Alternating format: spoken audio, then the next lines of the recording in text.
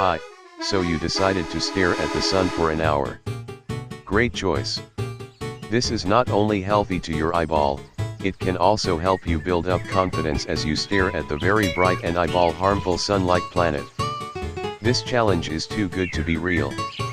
I mean, who would have thought about staring at the sun for an hour as a challenge? Maybe Mr. Beast can make it into a challenge. There is no way he wouldn't do that, as this challenge is not unhealthy and very fun to do. Anyway, how's your eye going now?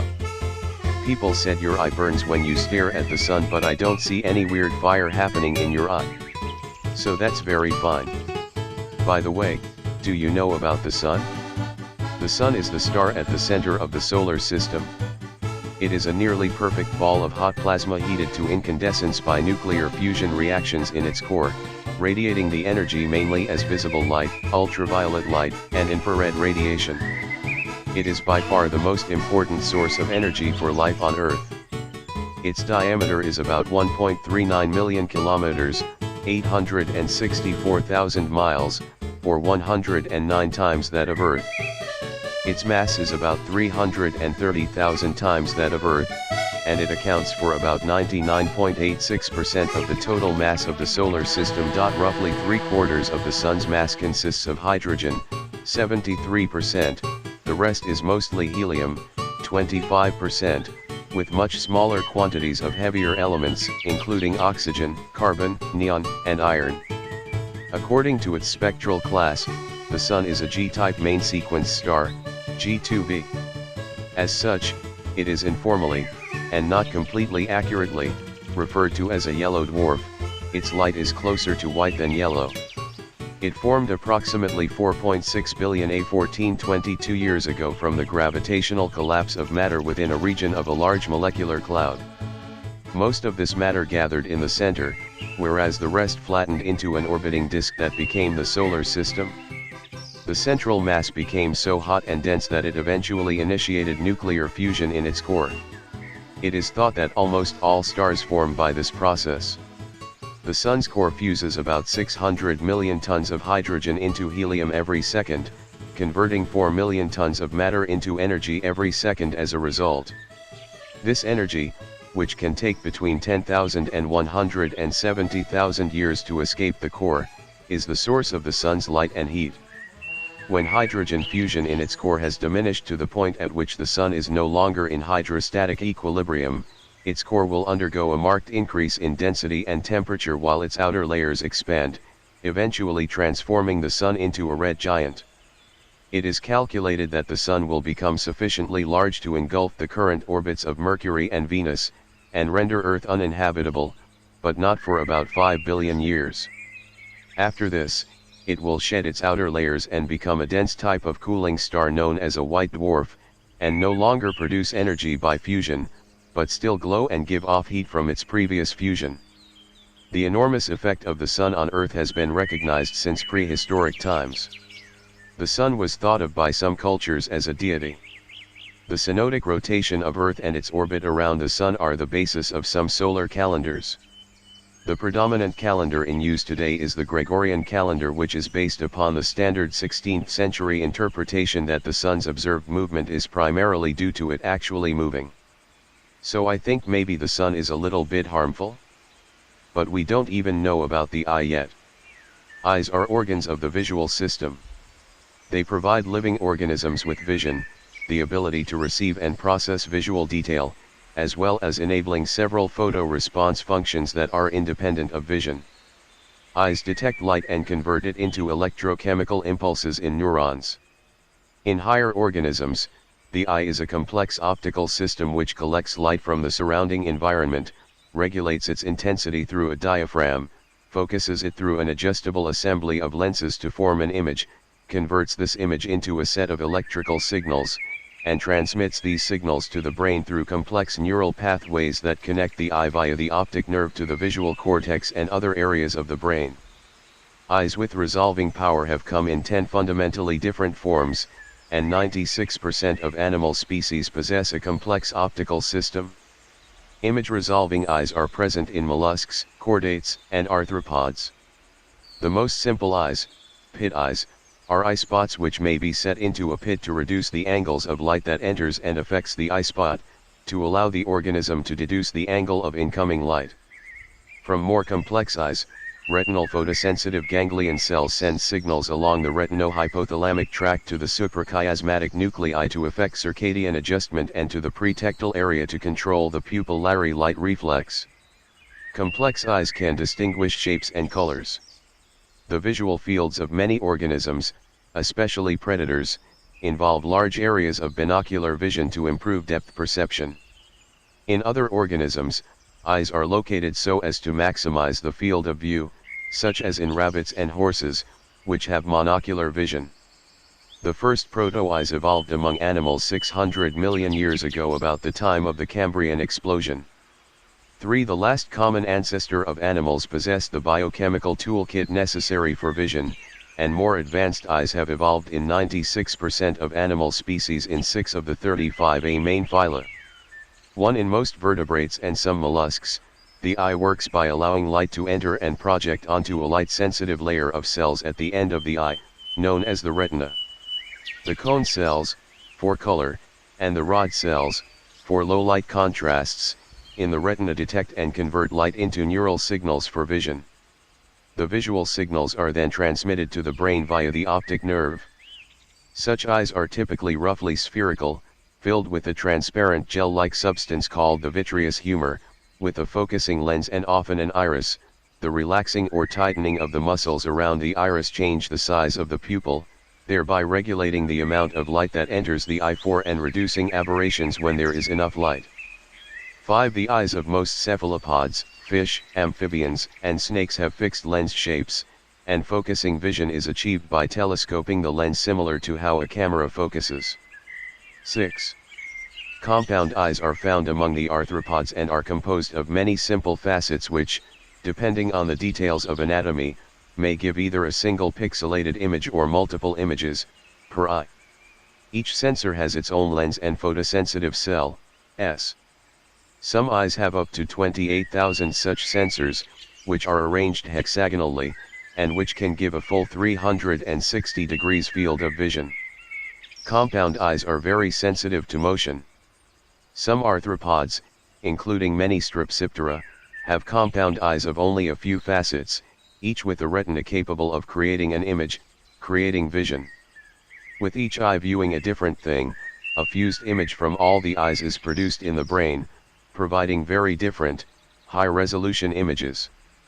Possessing detailed hyperspectral color vision, the mantis shrimp has been reported to have the world's most complex color vision system. 7 trilobites, which are now extinct, had unique compound eyes. They used clear calcite crystals to form the lenses of their eyes. In this, they differ from most other arthropods, which have soft eyes. The number of lenses in such an eye varied, however, some trilobites had only one, and some had thousands of lenses in one eye. In contrast to compound eyes, simple eyes are those that have a single lens. For example, jumping spiders have a large pair of simple eyes with a narrow field of view, supported by an array of other, smaller eyes for peripheral vision. Some insect larvae, like caterpillars, have a different type of simple eye, stemmata, which usually provides only a rough image, but, as in sawfly larvae, can possess resolving powers of 4 degrees of arcade bipolarization, sensitive and capable of increasing its absolute sensitivity at night by a factor of 1000 or more. 8. Some of the simplest eyes, called ocelli, can be found in animals like some of the snails, which cannot actually see in the normal sense. They do have photosensitive cells, but no lens and no other means of projecting an image onto these cells. They can distinguish between light and dark, but no more. This enables snails to keep out of direct sunlight. In organisms dwelling near deep-sea vents, compound eyes have been secondarily simplified and adapted to see the infrared light produced by the hot vents. In this way the bearers can avoid being boiled alive. 9. There are 10 different eye layouts. Indeed, every technological method of capturing an optical image commonly used by human beings, with the exceptions of zoom and Fresnel lenses, occur in nature. 1. Eye types can be categorized into simple eyes, with one concave photoreceptive surface, and compound eyes, which comprise a number of individual lenses laid out on a convex surface. One note that simple does not imply a reduced level of complexity or acuity. Indeed, any eye type can be adapted for almost any behavior or environment. The only limitations specific to eye types are that of resolution. The physics of compound eyes prevents them from achieving a resolution better than 1 degree. Also, superposition eyes can achieve greater sensitivity than apposition eyes, so are better suited to dark-dwelling creatures. One eyes also fall into two groups on the basis of their photoreceptors' cellular construction, with the photoreceptor cells either being ciliated, as in the vertebrates, or rhabdomeric. These two groups are not monophyletic. The Cnidaria also possess ciliated cells, 10, and some gastropods 11, as well as some annelids possess both. 12. Some organisms have photosensitive cells that do nothing but detect whether the surroundings are light or dark, which is sufficient for the entrainment of circadian rhythms. These are not considered eyes because they lack enough structure to be considered an organ, and do not produce an image. 13. Kirby A is an action platform video game series developed by HAL Laboratory and published by Nintendo. The series centers around the adventures of a pink hero named Kirby as he fights to protect and save his home on the distant planet Popstar from a variety of threats. The majority of the games in the series are side-scrolling platformers with puzzle-solving and beat-em-up elements. Kirby has the ability to inhale enemies and objects into his mouth, spitting them out as a projectile or eating them. If he inhales certain enemies, he can gain the powers or properties of that enemy, manifesting as a new weapon or power-up called a copy ability. The series is intended to be easy to pick up and play even for people unfamiliar with action games, while at the same time offering additional challenge and depth for more experienced players to come back to. The Kirby series includes a total of over 30 games, and has sold over 38 million units worldwide, making it one of Nintendo's best-selling franchises and putting it in the top 50 best-selling video game franchises of all time. Oh, why am I talking about Kirby when we are staring at the sun? That's because I like playing the new Kirby game. Anyway, how's your eyes going? It's only like 10% of the challenge. So you must keep going so that your dream can be fulfilled. Keep going. Are you going to give up or are you going to conquer the goal? That's a little bit stupid. I'll just continue reading wiki as that's fun. Psychological or behavioral dependence on social media platforms can result in significant impairment in an individual's function in various life domains over a prolonged period. This and other relationships between digital media use and mental health have been considerably researched, debated, and discussed among experts in several disciplines, and have generated controversy in medical, scientific, and technological communities. Research suggests that it affects women and girls more than boys and men, and that it varies according to the social media platform used. 11 such disorders can be diagnosed when an individual engages in online activities at the cost of fulfilling daily responsibilities or pursuing other interests, and without regard for the negative consequences. Excessive social media use has not been recognized as a disorder by the World Health Organization or the Diagnostic and Statistical Manual of Mental Disorders, DSM-5. Controversies around problematic social media use include whether the disorder is a separate clinical entity or a manifestation of underlying psychiatric disorders. Researchers have approached the question from a variety of viewpoints, with no universally standardized or agreed definitions. This has led to difficulties in developing evidence-based recommendations. Problematic social media use is associated with mental health symptoms, such as anxiety and depression in children and young people. 12A 2019 meta-analysis investigating Facebook use and symptoms of depression showed an association, with a small effect size. 13 However, social media may also be utilized in some situations to improve mood. 12 In a Michigan State University study from 2015 and 2016, they found that social media users are 63% less likely to experience serious psychological distress like depression and anxiety from one year to the next. Users who are connected to extended family members further reduce their psychological distress, as long as their family member was in good health. In contrast, in a 2018 systematic review and meta-analysis, problematic Facebook use was shown to have negative effects on well-being in adolescents and young adults, and psychological distress was also found with problematic use. 14 frequent social media use was shown in a cohort study of 15 and 16-year-olds to have an association with self-reported symptoms of attention deficit hyperactivity disorder followed up over 2 years. 15. Decrease in mood. Edit. A 2016 technological report by Hasiakos, Rayleigh, and Christakis identified benefits and concerns in adolescent mental health in regard to social media use. It showed that the amount of time spent on social media is not the key factor but rather how time is spent. Declines in well-being and life satisfaction were found in older adolescents who passively consumed social media. However, these were not shown in those who were more actively engaged.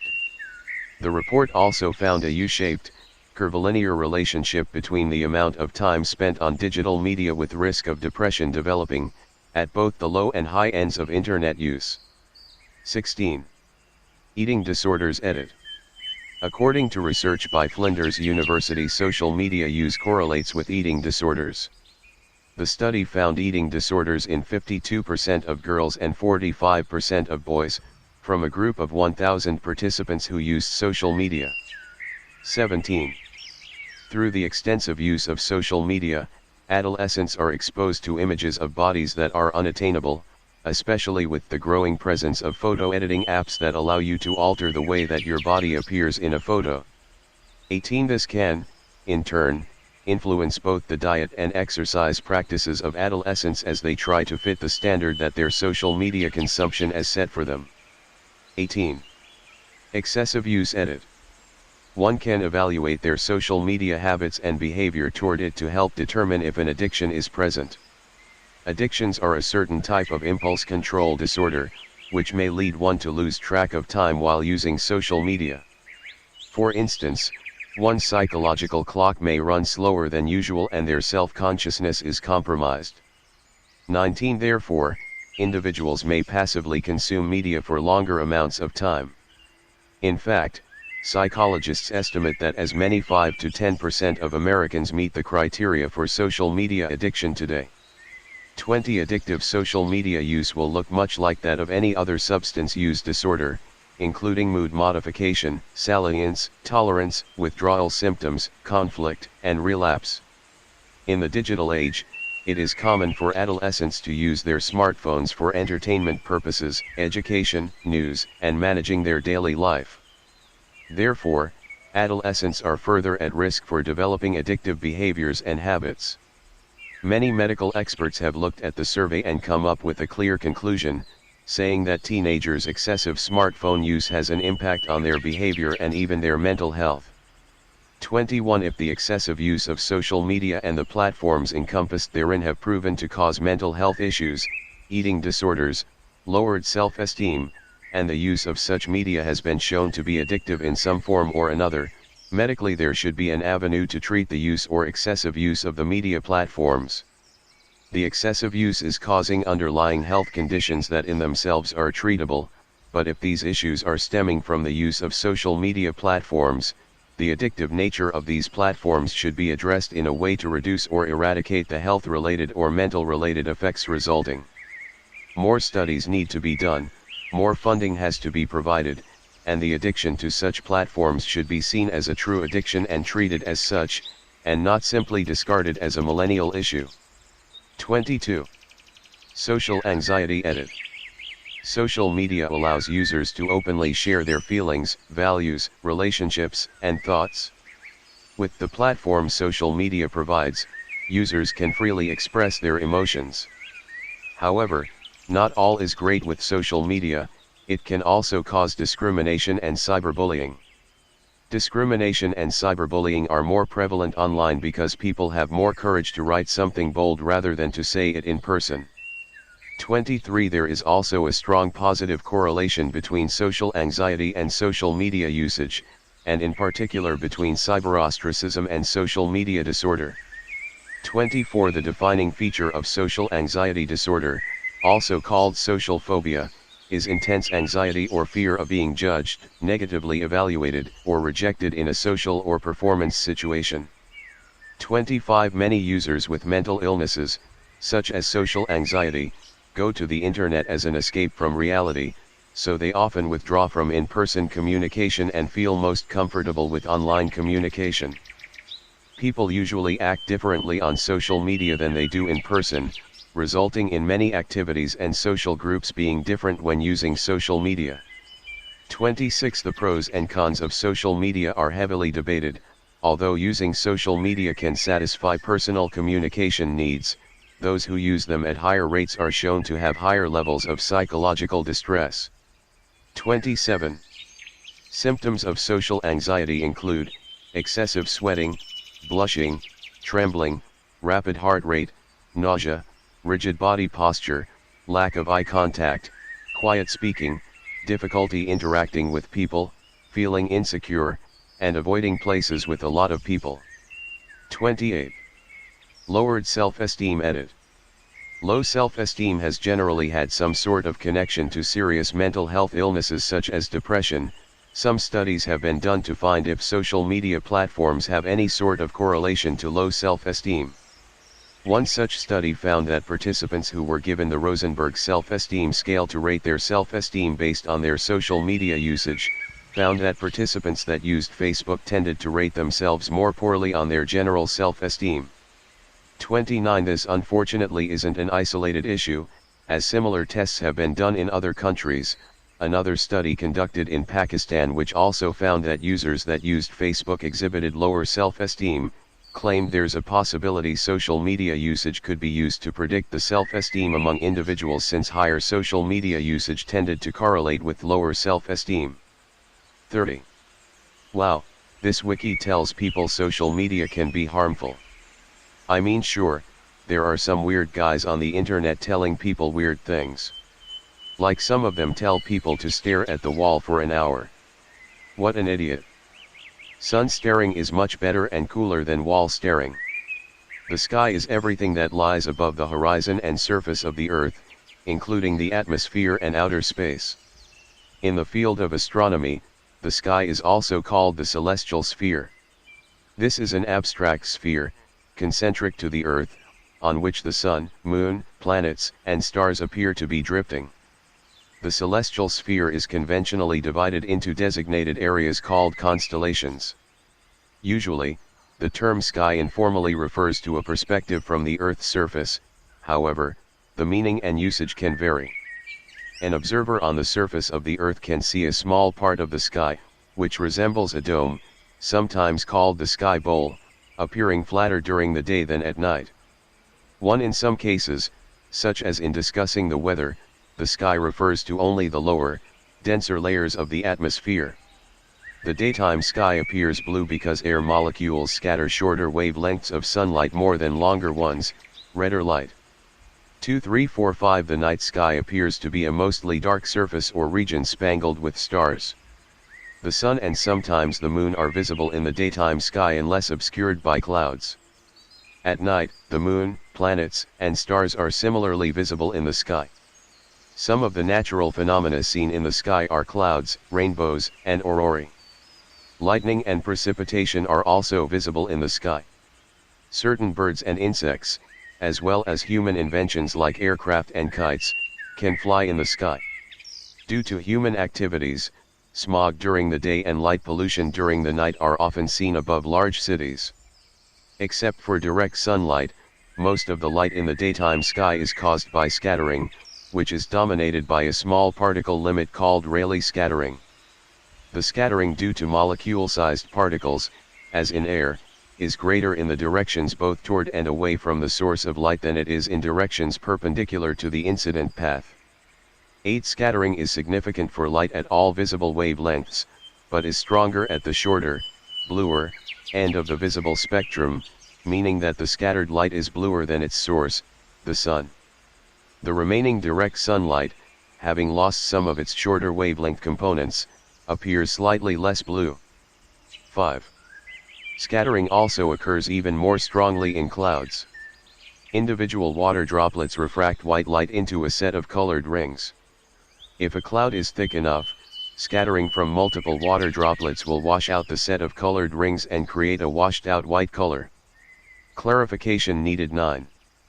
The sky can turn a multitude of colors such as red, orange, purple, and yellow, especially near sunset or sunrise, when the light must travel a much longer path, or optical depth, through the atmosphere.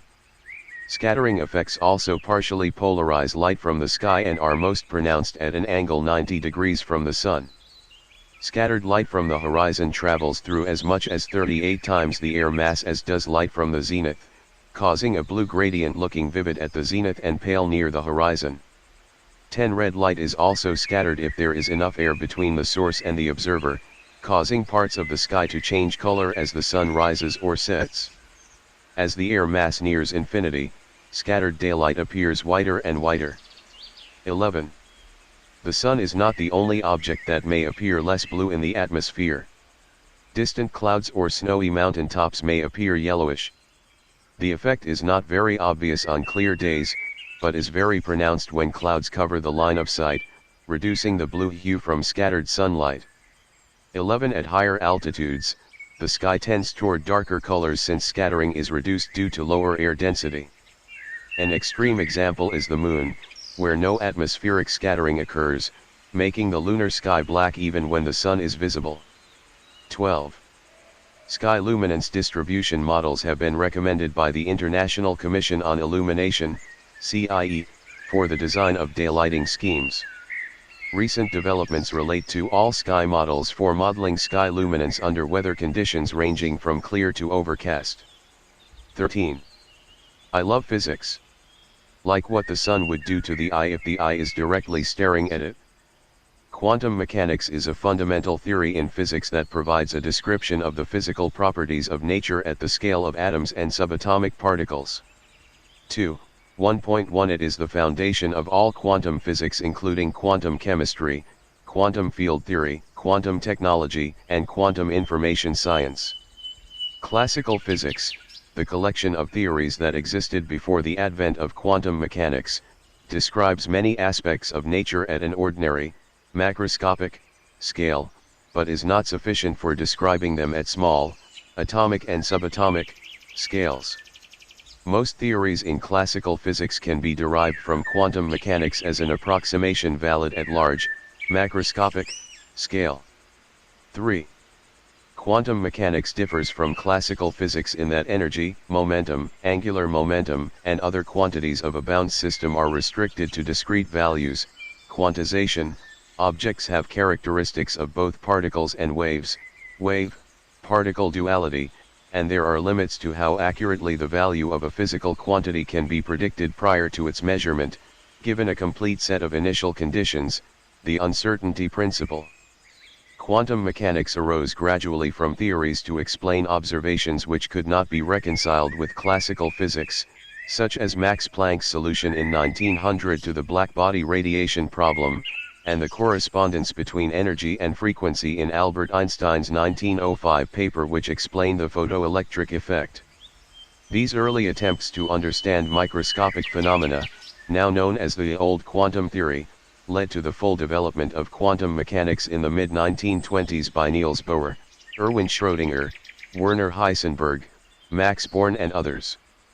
The modern theory is formulated in various specially developed mathematical formalisms.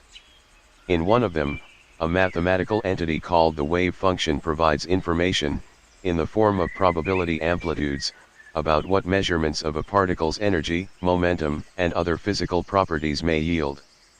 Discord is a VoIP, instant messaging and digital distribution platform. Users communicate with voice calls, video calls, text messaging, media and files in private chats or as part of communities called servers. Note 1 A server is a collection of persistent chat rooms and voice chat channels which can be accessed via invite links. Discord runs on Windows, Mac OS, Android, iOS, iPad OS, Linux, and in web browsers. As of 2021, The service has over 350 million registered users and over 150 million monthly active users. The concept of Discord came from Jason Citron, who had founded OpenFaint, a social gaming platform for mobile games, and Stanislav Vishnevsky, who had founded Guildwork, another social gaming platform.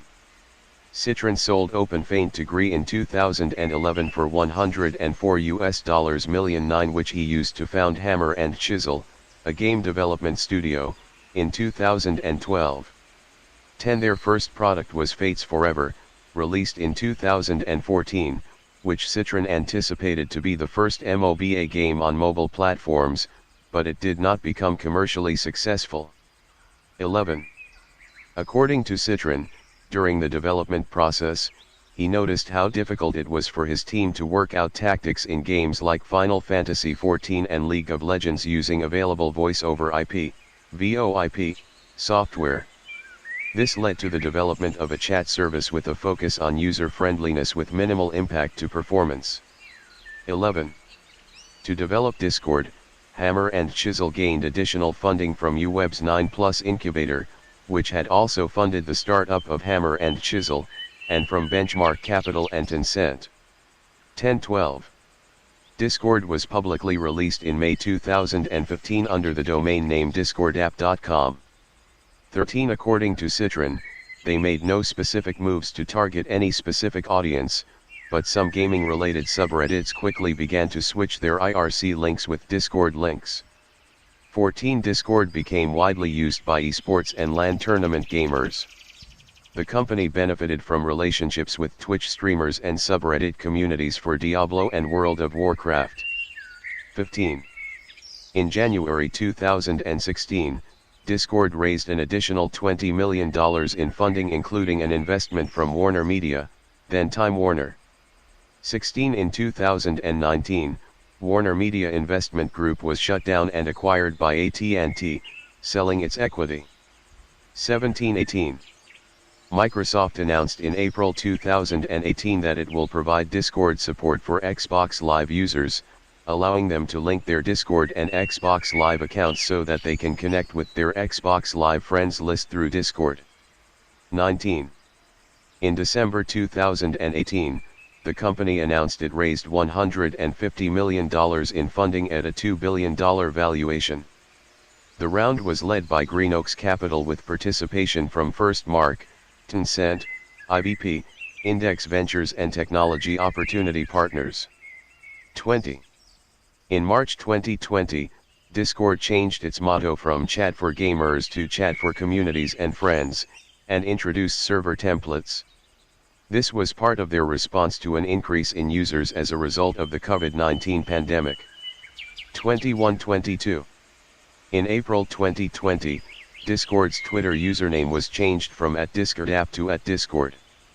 23. Later in May 2020, Discord changed its primary domain from discordapp.com to discord.com. 24. Starting in June 2020, Discord announced it was shifting focus away from video gaming specifically to a more all-purpose communication and chat client for all functions, revealing its new slogan "Your Place to Talk," along with a revised website.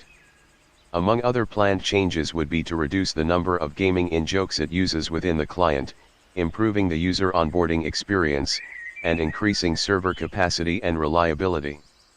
The company announced it had received an additional $100 million in investments to help with these changes. 25. In March 2021, Discord announced it had hired its first finance chief, former head of finance for Pinterest Tomasz Marcinkowski. An inside source called this one of the first steps for the company towards a potential initial public offering, though co-founder and CEO Jason Citron had stated earlier in the month he was not thinking about taking the company public. Discord doubled its monthly user base to about 140 million in 2020. 26. The same month, Bloomberg News and the Wall Street Journal reported that several companies were looking to purchase Discord, with Microsoft named as the likely lead buyer at a value estimated at $10 billion. 27-28. However, they ended talks with Microsoft, opting to stay independent. 29 Instead, Discord launched another round of investment in April 2021. 30 among those investing into the company was Sony Interactive Entertainment. The company stated that it intended to integrate a portion of Discord's services into the PlayStation Network by 2022. 3132. The old Discord wordmark, 2015 to 2021. In May 2021, Discord rebranded its game controller-shaped logo Clyde in celebration of its 6th anniversary. 33 The company also changed the color palette of its branding and user interfaces, making it much more saturated, to be more bold and playful. They also changed its slogan from "Your place to talk," to "Imagine a place," believing that it would be easier to attach to additional taglines. These changes were met with backlash and criticism from Discord users. 34. In July 2021, Discord acquired Sentropy, a company that specialized in using artificial intelligence systems to monitor online networks for abusive messages to highlight problematic users, and provide recommendations to users for the means to block such messages or users. With the acquisition, Sentropy's tools will be used exclusively for monitoring Discord servers to help with Discord's goals to prevent harassment of users. 35. Ahead of a new funding round in August 2021, Discord had reported $130 million in 2020 revenues, triple from the prior year, and had an estimated valuation of $15 billion. According to Citron, the increased valuation was due to the shift away from broadcast wide-open social media communication services to more small, intimate places, as well as increased usage from the COVID-19 pandemic. They also captured users that were leaving Facebook and other platforms due to privacy concerns. 36 Citron states that they are still in talks with several potential buyers, including all major gaming console manufacturers. 36 From this, the company secured an additional $500 million in further investments in September 2021. 37. In September 2021, Google sent cease and desist notices to the developers of two of the most popular music bots used on Discord, Groovy and Rhythm, which were used on an estimated 36 million servers in total. 38 These bots allowed users to request and play songs in a voice channel, taking the songs from YouTube ad-free. 2 weeks later, Discord partnered with YouTube to test a Watch Together feature, which allows Discord users to watch YouTube videos together. 39. Citron had posted mock-up images of Discord around the proposed Web3 principles with integrated cryptocurrency and non-fungible token support in November 2021, leading to criticism from its user base. Citron later stated that "We appreciate all the perspectives we've been hearing in response to the internal concept you may have seen in a tweet earlier this week and want to clarify we have no plans to ship it at this time. We're excited about the potential for Web3 technology and the positive ways these communities are coming together on Discord, especially those organized around environmentally friendly, creator-focused projects. However, we also recognize there are some problems we need to work through. For now, we're focused on protecting users from spams, scams, and fraud." 40. As of March 2022, Discord employs 600 people globally. 41. Various effects on the mental life. One of these effects is to frequently move the subject's attention to the object of desire, specifically to its positive features. 3. Another effect of special interest to psychology is the tendency of desires to promote reward-based learning, for example, in the form of operant conditioning. 1. Action-based theories. Edit. Action-based or motivational theories have traditionally been dominant. 3. They can take different forms, but they all have in common that they define desires as structures that incline us toward actions. 17. This is especially relevant when ascribing desires, not from a first-person perspective, but from a third-person perspective. Action-based theories usually include some reference to beliefs in their definition, for example, that to desire that P is to be disposed to bring it about that P, assuming one's beliefs are true. 1. Despite their popularity and their usefulness for empirical investigations, Action-based theories face various criticisms. These criticisms can roughly be divided into two groups. On the one hand, there are inclinations to act that are not based on desires. 3 evaluative beliefs about what we should do, for example, incline us toward doing it, even if we do not want to do it. 4 There are also mental disorders that have a similar effect, like the tics associated with Tourette syndrome. On the other hand, there are desires that do not incline us toward action. 3 These include desires for things we cannot change, for example, a mathematician's desire that the number pi be a rational number. In some extreme cases, such desires may be very common.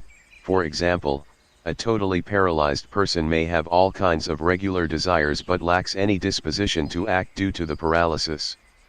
1. Pleasure-based theories. Edit. It is one important feature of desires that their fulfillment is pleasurable. Pleasure-based or hedonic theories use this feature as part of their definition of desires. 2. According to one version, to desire P is, to be disposed to take pleasure in it seeming that P and displeasure in it seeming that not P. 1. Hedonic theories avoid many of the problems faced by action-based theories.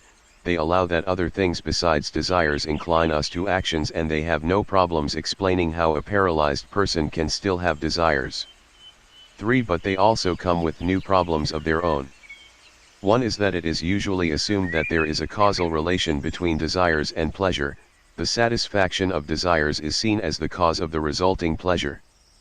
But this is only possible if cause and effect are two distinct things, not if they are identical. 3. Apart from this, there may also be bad or misleading desires whose fulfillment does not bring the pleasure they originally seemed to promise. 9. Value-based theories. Edit. Value-based theories are of more recent origin than action-based theories and hedonic theories. They identify desires with attitudes toward values. Cognitivist versions, sometimes referred to as desire-as-belief theses, equate desires with beliefs that something is good, thereby categorizing desires as one type of belief. 1-4-10 But such versions face the difficulty of explaining how we can have beliefs about what we should do despite not wanting to do it. A more promising approach identifies desires not with value beliefs but with value seemings. 8 On this view, to desire to have one more drink is the same as it seeming good to the subject to have one more drink. But such a seeming is compatible with the subject having the opposite belief that having one more drink would be a bad idea.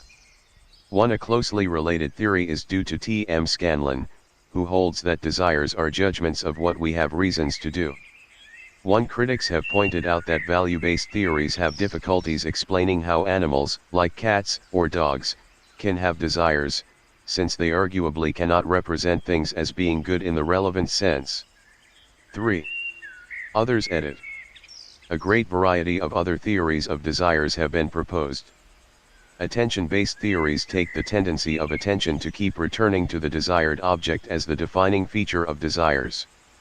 3. Learning-based theories define desires in terms of their tendency to promote reward-based learning, for example, in the form of operant conditioning.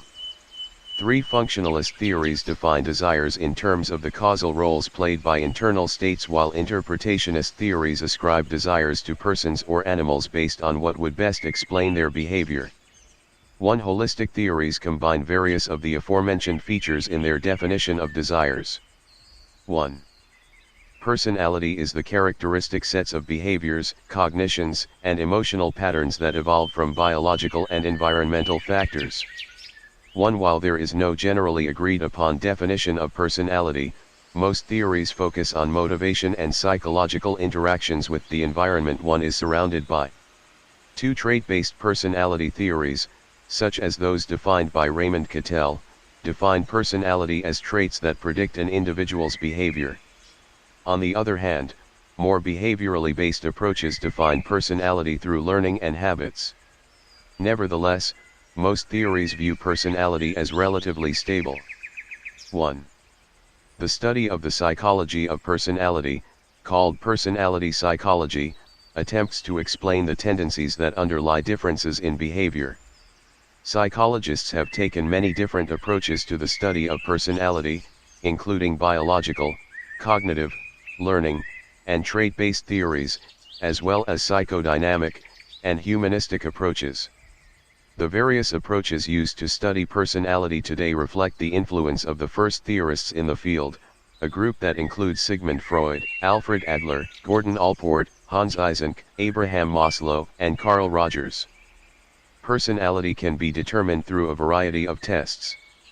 Due to the fact that personality is a complex idea, the dimensions of personality and scales of such tests vary and often are poorly defined. Two main tools to measure personality are objective tests and projective measures.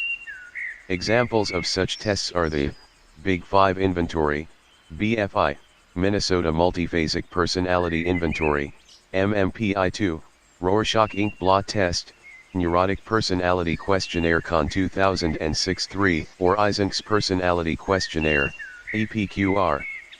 All of these tests are beneficial because they have both reliability and validity, two factors that make a test accurate. Each item should be influenced to a degree by the underlying trait construct, giving rise to a pattern of positive intercorrelation so long as all items are oriented, worded, in the same direction. 4. A recent, but not well known, measuring tool that psychologists use is the 16PF. It measures personality based on Cattell's 16-factor theory of personality. Psychologists also use it as a clinical measuring tool to diagnose psychiatric disorders and help with prognosis and therapy planning. 5. Personality is frequently broken into factors or dimensions, statistically extracted from large questionnaires through factor analysis. When brought back to two dimensions, often the dimensions of introvert, extrovert, and neuroticism, emotionally unstable, stable, are used as first proposed by Eysenck in the 1960s. 6. Five-factor inventory edit. The Big Five personality traits. Many factor analyses found what is called the Big Five, which are openness to experience, conscientiousness, extroversion, agreeableness, and neuroticism, or emotional stability, known as ocean. These components are generally stable over time, and about half of the variance appears to be attributable to a person's genetics rather than the effects of one's environment. 7-8. Some research has investigated whether the relationship between happiness and extroversion saw in adults also can be seen in children. The implications of these findings can help identify children that are more likely to experience episodes of depression and develop types of treatment that such children are likely to respond to. In both children and adults, research shows that genetics, as opposed to environmental factors, exert a greater influence on happiness levels. Personality is not stable over the course of a lifetime, but it changes much more quickly during childhood, so personality constructs in children are referred to as temperament. Temperament is regarded as the precursor to personality. 9. Another interesting finding has been the link found between acting extrovert and positive affect. Extrovert behaviors include acting talkative, assertive, adventurous, and outgoing. For the purposes of this study, positive affect is defined as experiences of happy and enjoyable emotions. 10. This study investigated the effects of acting in a way that is counter to a person's dispositional nature. In other words, the study focused on the benefits and drawbacks of introverts, people who are shy, socially inhibited, and non-aggressive, acting extrovert, and of extroverts acting introverted.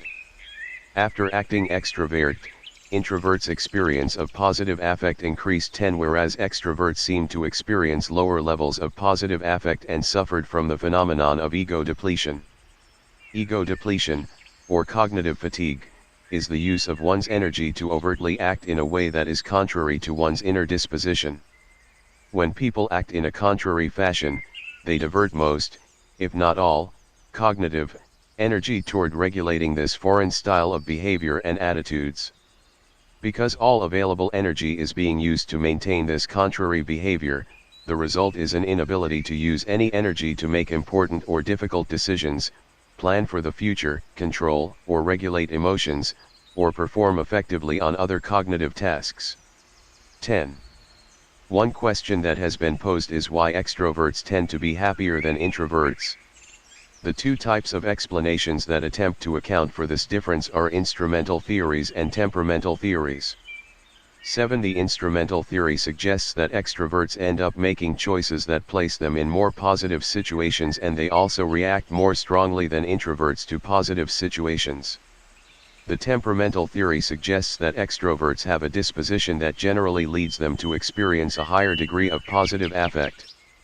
In their study of extroversion, Lucas and Baird 7 found no statistically significant support for the instrumental theory, but did, however, find that extroverts generally experience a higher level of positive affect.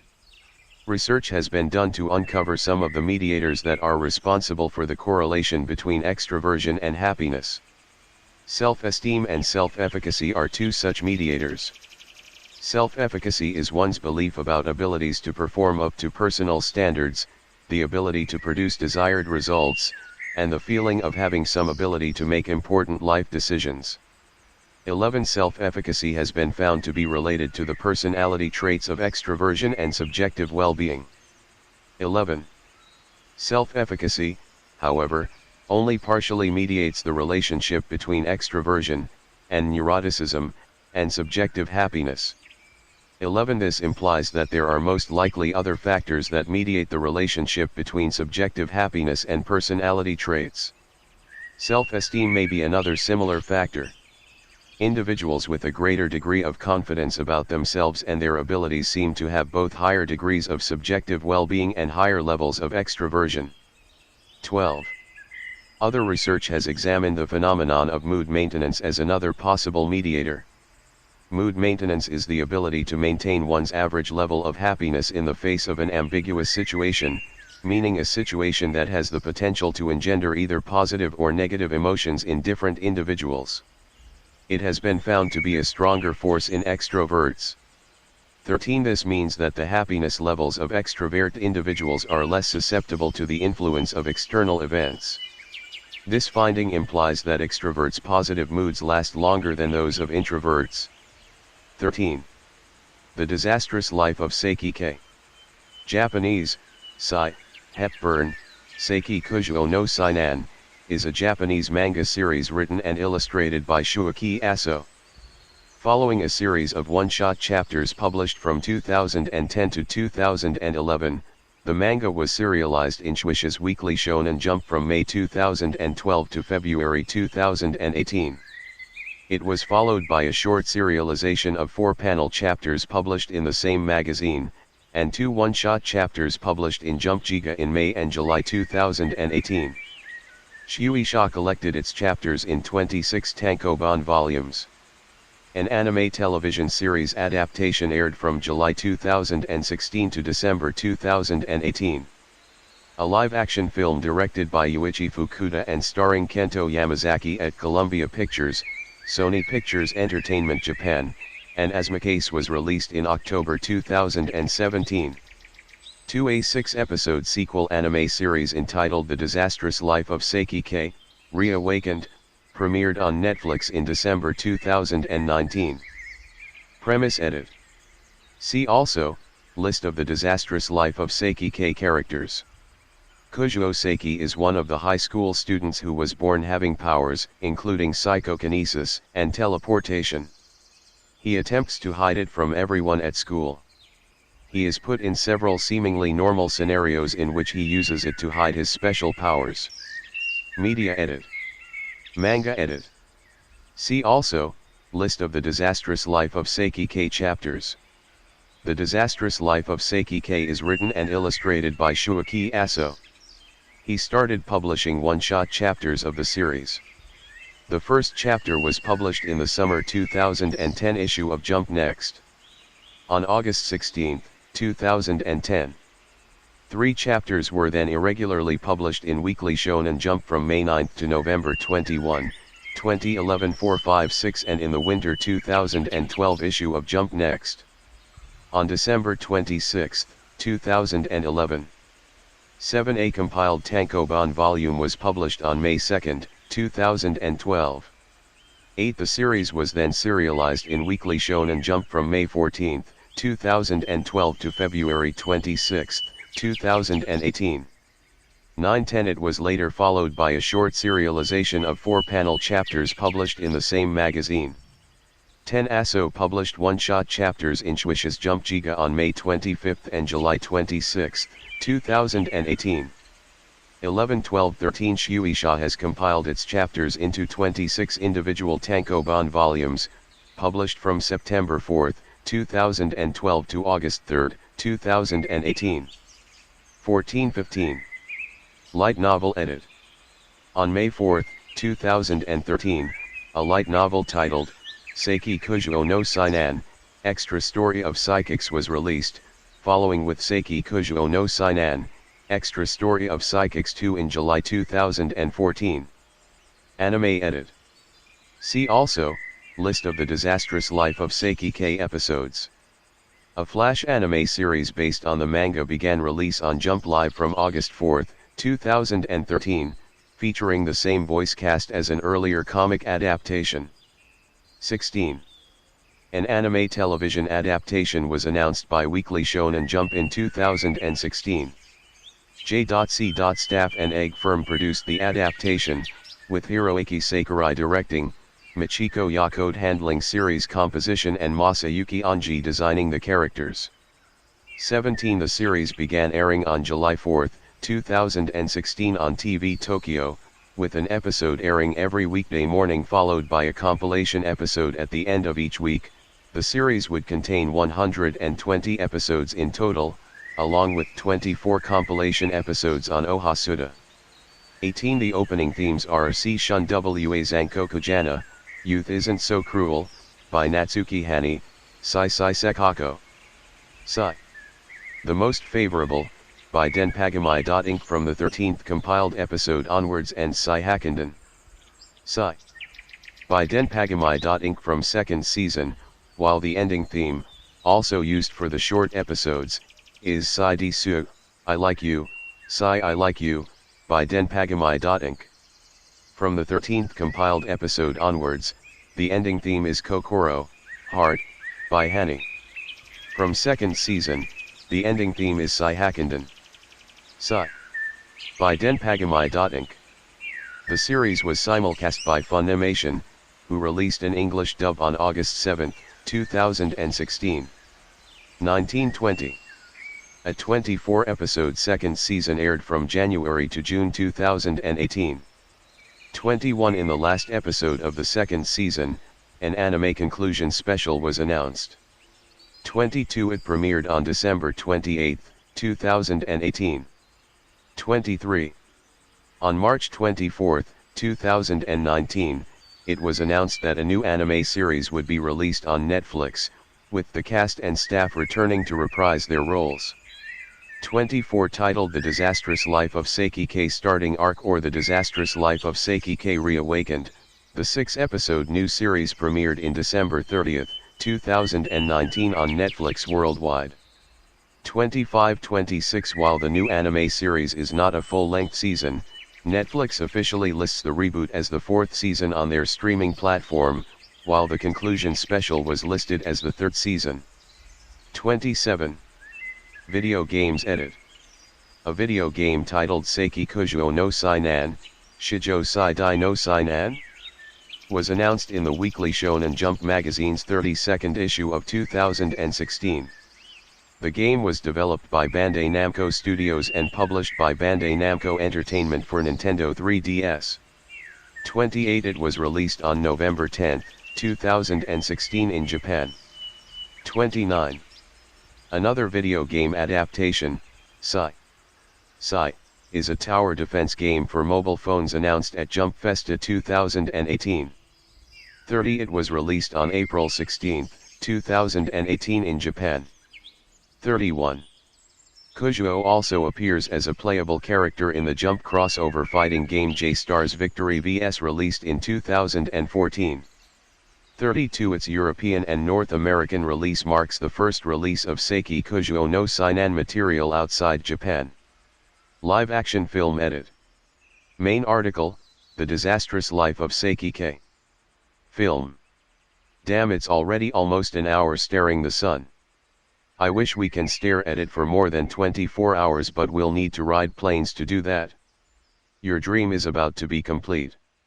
Keep staring. Stare, stare, stare. Nice. We're done. The sun is really bright, isn't it? Wait. Is this a JPG photo?